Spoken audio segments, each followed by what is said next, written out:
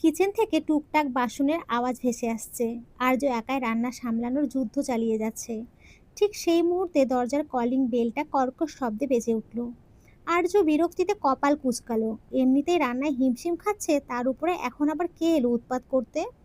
Calling bell অনবরত বেজেই যাচ্ছে। দেখে আর্য এবার মেজাজ হারালো। সে রাগে চিৎকার করে দরজার দিকে এগিয়ে যেতে যেতে বলল, আরে কে রে? এত কলিং বেল চাপার কি আছে? দরজাটা কি ভেঙে ফেলবি নাকি? এমনিতেই আমি গরিব মানুষ, দরজাটা ভাঙলে আর সারাতে পারবো না। আর্য নিজের কথায় নিজেই কপাল কোঁচকালো। কি অদ্ভুত, সে এখন সত্যিই নিজেকে গরিব বলে মনে করছে। আর্য রাগে গজগজ করতে করতে দরজা খুলে কিছু একটা বলতে উদ্যত হতেই দেখলো সামনে ইভান হায়দার দাঁড়িয়ে। ইভানকে নিজের বাড়ির দরজায় দেখে আর্যর বিস্ময়ের সীমা রইল না। ইভান চওড়া হাসি দিয়ে প্রিয় বন্ধুকে জড়িয়ে ধরল। কি অবস্থা ব্রো? আর্য কিছুটা অপ্রস্তুত হয়ে মুচকি হাসলো। এই তো চলছে, তোর কি খবর? ইভান ঘরে ঢুকে চারিদিকটা ভালো করে পরখ করতে করতে রসিকতা করে বলল, খবর আর কি, একজন ছদ্মবেশী দোকানদারের অবস্থা যেমন থাকে আমারও তেমনই যাচ্ছে। ইভানের কথা শুনে আর্য হো হো করে হেসে উঠল। সে আলতো করে ইভানের কাঁধে চাপড় দিয়ে বলল, তুই যাই বলিস না কেন, আজ যা অ্যাক্টিং করলি, তুই কিন্তু দারুণ দোকানদারি করতে পারিস।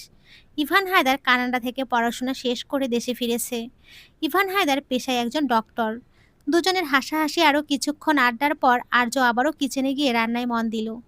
অথচ মজার ব্যাপার হলো এই লোকটা একটা ডিম পর্যন্ত নিখুঁতভাবে ভাঙতে পারে না। এখন সবকিছু ইউটিউব দেখে দেখে করার চেষ্টা করছে। ইভান দরজায় হেলান দিয়ে বন্ধুর এই নাজেহাল অবস্থা দেখছিল। সে ভ্রু কুঁচকে বলল, এখানে এভাবে একা একা কষ্ট করার কোনো মানে আছে? আর্য কড়ায় নাড়তে নাড়তে দার্শনিক ভঙ্গিতে উত্তর দিল, কষ্ট না করলে যে কষ্ট মেলে না রে ভাই। ইভান এবার সোজা হয়ে বন্ধুর পাশে এসে দাঁড়ালো। কিছুটা গম্ভীর হয়ে প্রশ্ন করলো, এত কিছু তুই ওই মেয়েটার জন্য করছিস? এসবে মন দিলে তোর এত বড় কোম্পানিটার কি হবে? আর্য হাতের কাজ থামিয়ে ইভানের চোখের দিকে সরাসরি তাকালো। শান্ত কিন্তু দৃঢ় স্বরে বলল, আমি দুই দিকই সামলাতে পারি, সেই চিন্তা তোকে করতে হবে না। আর শোন, ওকে ওই মেয়ে না বলে তেজস্বী বলে রাখবি। ইভান একটু শব্দ করে হাসলো, তারপর বলল, তুই যে নিজের আসল পরিচয় লুকিয়ে এইসব করছিস, এক মুহূর্ত ভেবে দেখেছিস? ধরলাম তেজস্বী তোর প্রস্তাবে রাজি হলো, কিন্তু যখন জানতে পারবে তুই মিথ্যার আশ্রয় নিয়ে ওর সাথে সম্পর্ক করেছিস, তখন পরিস্থিতি সামলাবি কি করে? আর্যর হাত দুটো হঠাৎই থমকে গেল। সে ইভানের দিকে আর তাকালো না, চুলাটা কমিয়ে নিচু গলায় বলল, তাছাড়া আর উপায় কি বল? এই যে প্রতিদিন তেজস্বীর সঙ্গ পাচ্ছি, এটাই তো আমার কাছে অনেক। আমি যদি নিজের আসল পরিচয় আর ব্যক্তিত্ব নিয়ে ওর সামনে যেতাম, তবে ও হয়তো আমার সাথে কথাটাও বলতো না। ইভান আর কিছু বলতে পারল না, কেবল নিঃশব্দে দীর্ঘশ্বাস ফেলল। সত্যিই ভালোবাসা মানুষকে দিয়ে কি অদ্ভুত সব কাজই না করিয়ে নেয়। তেজস্বী ড্রেসিং টেবিলের সামনে দাঁড়িয়ে আনমনে নিজের চুল আঁচড়াচ্ছে। আয়নায় প্রতিফলিত নিজের প্রতিচ্ছবির দিকে তাকিয়ে সে হয়তো নিজের ভবিষ্যতে হাতড়ে বেড়াচ্ছিল। ঠিক তখনই তার মোবাইল ফোনটি কর্কশ শব্দে বেজে উঠল। চিরুনিটা পাশে রেখে ফোন হাতে নিয়ে দেখল একটি অচেনা নাম্বার।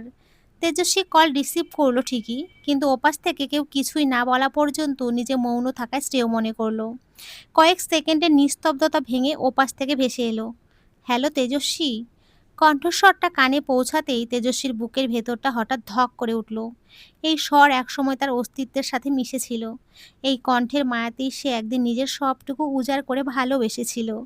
লোকটা আর কেউ নয়, তার স্বামী শওকত। তেজস্বী পরক্ষণেই নিজেকে সামলে নিল। হৃদয়ের দুর্বলতাকে ঝেড়ে ফেলে সে নিজের কণ্ঠস্বরকে ইস্পাতের মতো শক্ত করে বলল, কি ব্যাপার হঠাৎ? কেন ফোন করেছো? শওকত নিজের কণ্ঠে একরাশ কৃত্রিম করুণা মিশিয়ে বলল, কেমন আছো তুমি? তেজস্বী এবার তাচ্ছিল্যের হাসি হাসল। সেই হাসিতে কোনো আনন্দ ছিল না, ছিল তীব্র ঘৃণা। সে স্পষ্ট স্বরে জবাব দিল, আমি সবসময় ভালোই থাকি।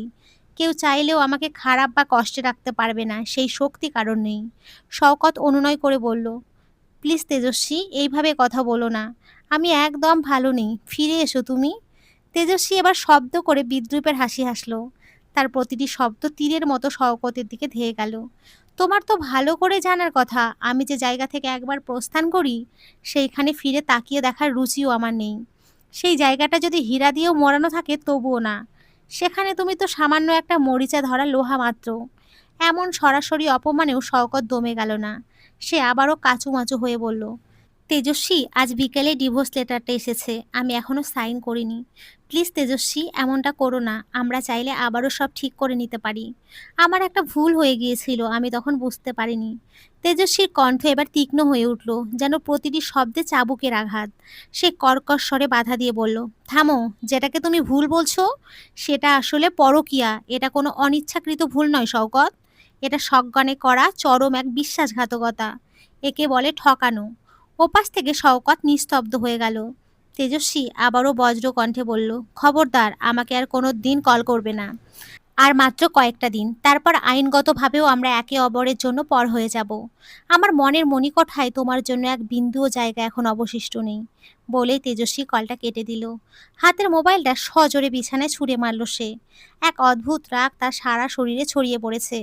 এই রাগ কি শওকতের ওপর নাকি নিজের অতীতের ওপর, তা সে নিজেও বুঝতে পারছে না।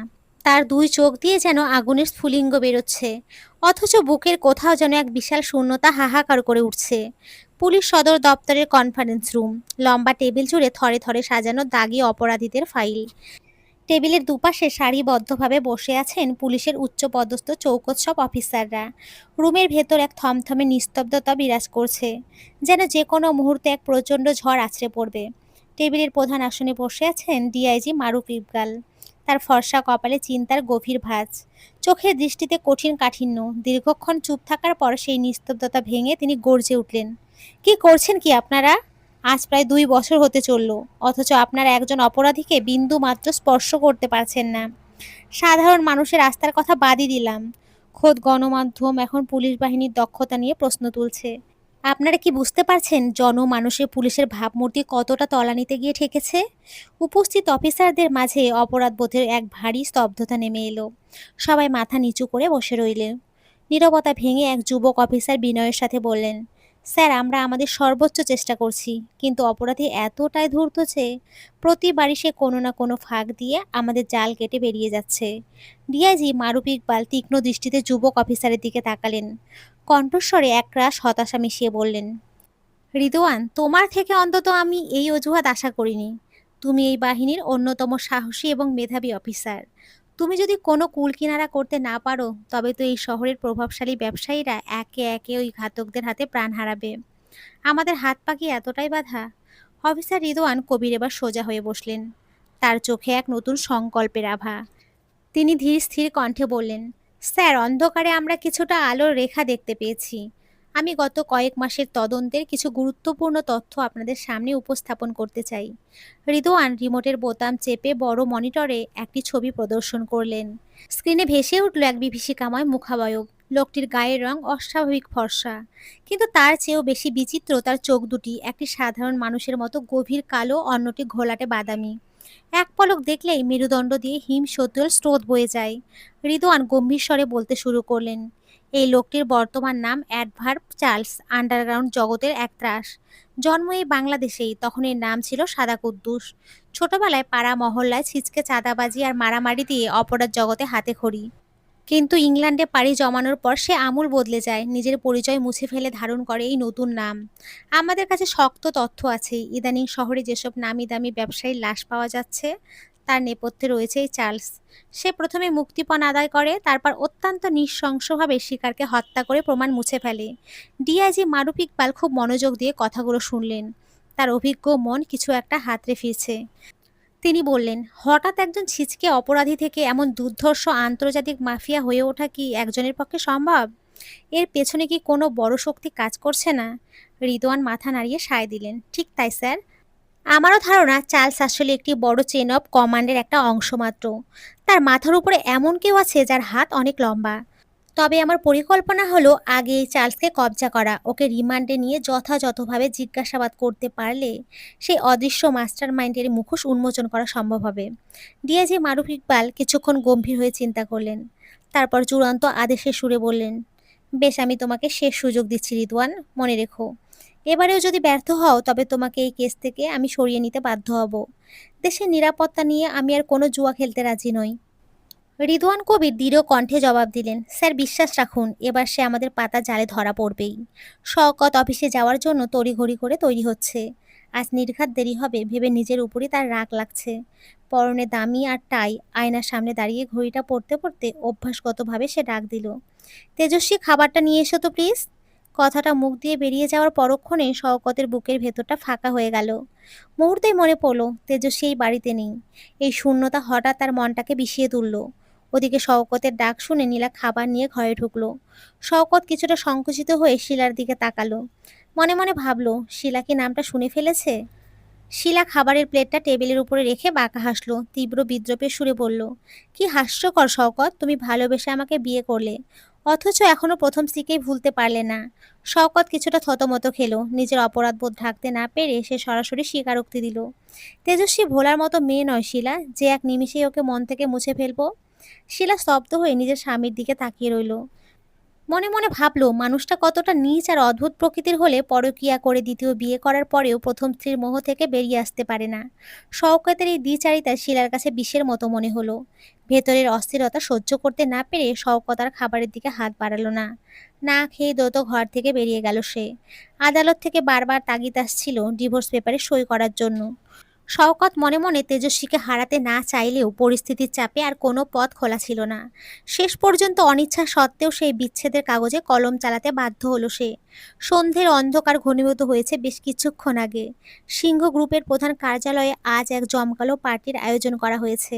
আমন্ত্রিত অতিথিদের তালিকায় তেজস্বীর নামও রয়েছে। আয়নার সামনে দাঁড়িয়ে শেষবার নিজেকে পরখ করে নিল সে।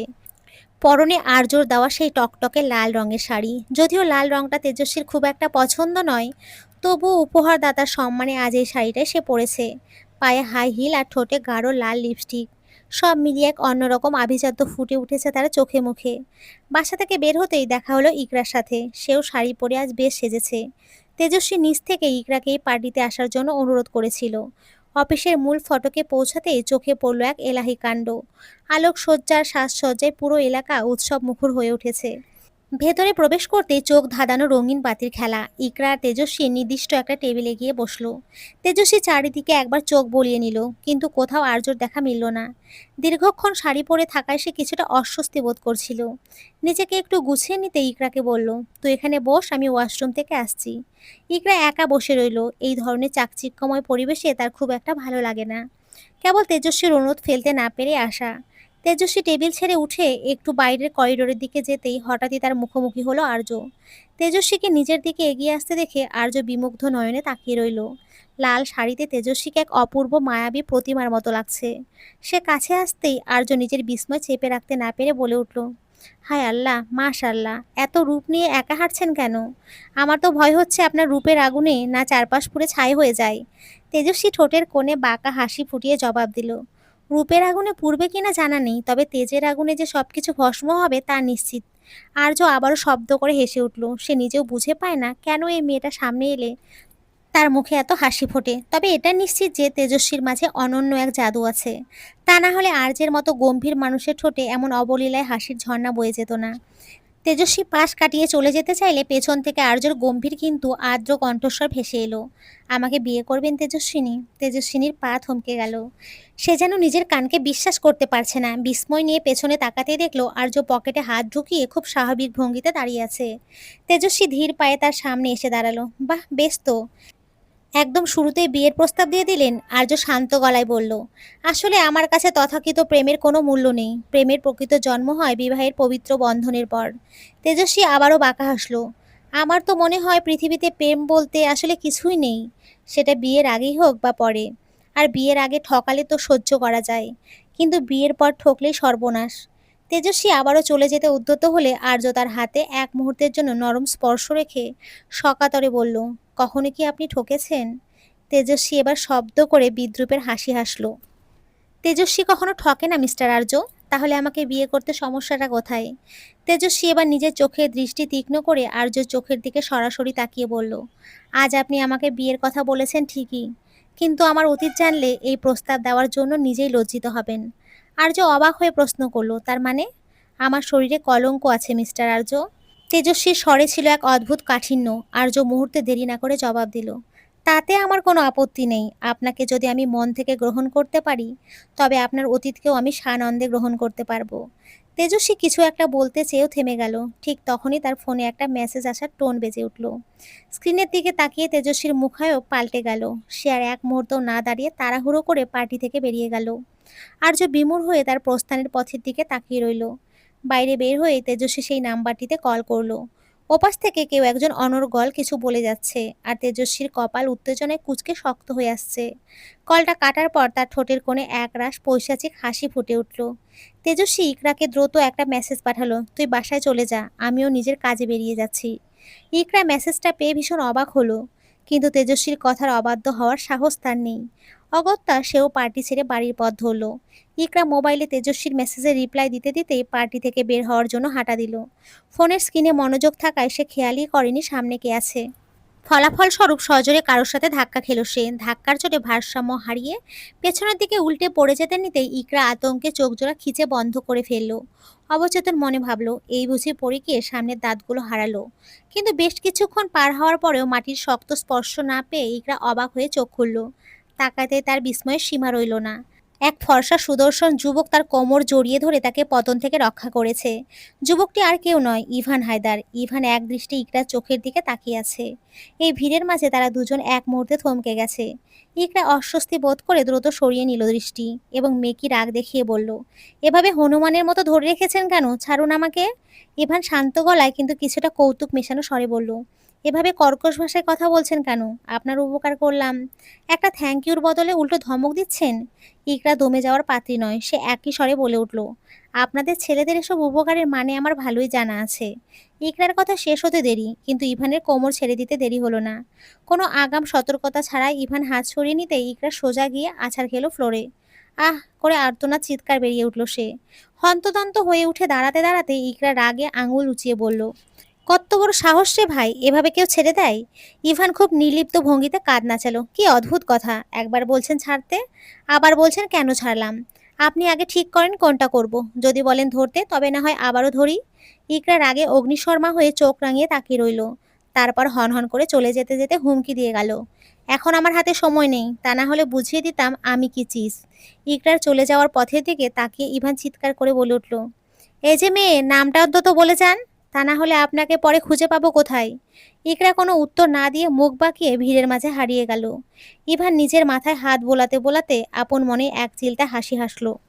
চারপাশে এক থমথমে নিস্তব্ধতা। জনমানবহীন এই নির্জনতার মাঝখানে পড়ে আছে একটি জীর্ণ টেবিল। তার দুই পাশে দাঁড়িয়ে আছে একদল যুবক। তাদের রুক্ষ চেহারা আর হিংস্র চোখের চাহনি বলে দিচ্ছে এরা সমাজের অন্ধকার জগতের বাসিন্দা। টেবিলের এক পাশে দাঁড়িয়ে থাকা লোকটি তার হাতের রিভলভারটি দিয়ে কপাল চুলকালো। চোখে মুখে চরম বিরক্তি নিয়ে সে কর্কশ স্বরে বলল, শালারা মাল দেখা, হাতে একদম টাইম নেই। টেবিলের উল্টো পাশে থাকা লোকটি তার সঙ্গীকে ইশারা করলো। সেই ইশারা পাওয়া মাত্রই একটি ব্যাগ খুলে একে একে বের করে আনা হলো অত্যাধুনিক রিভলভার আর বেশ কিছু ড্রাগসের প্যাকেট। সবকিছু খুব খুঁটিয়ে পরীক্ষা করে নিয়ে লোকটা সন্তুষ্টির স্বরে বলল, সবকিছু ঠিকঠাকই আছে। ঠিক তখনই তাদের মধ্যে একজনের মোবাইল ফোনটি বেজে উঠল। লোকটা কল ধরতেই ওপাশ থেকে এক আতঙ্কিত কণ্ঠস্বর ভেসে এলো, বসকে কে যেন তুলে নিয়ে গেছে। সংবাদটি শুনে লোকটার হাত থেকে ফোনটা পড়ে যাওয়ার দশা হলো। সে আর্তস্বরে চিৎকার করে উঠল, বসকে তুলে নিয়ে গেছে মানে? আজই তো তিনি শ্রীলঙ্কা থেকে ফিরলেন, খবরটা বাইরের লোক জানলো কিভাবে? জানি না ভাই, কিছুই বুঝতে পারছি না।